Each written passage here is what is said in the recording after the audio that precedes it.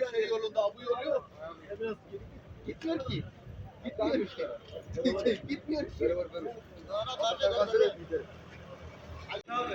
Bana bir yolu açalım.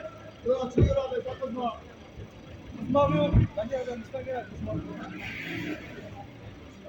Sabah polisiniz. Ya oraya Şahin abi. Şahin abi. Tabiye de iyi. bu kuryer sahibi kimdir ya?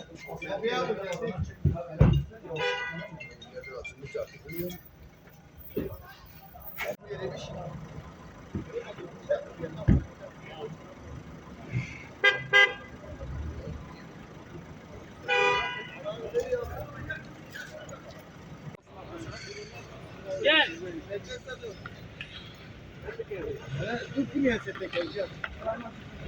Sen geri git. Sen geri git. Gel abi gel. Gel. Gel. Gel.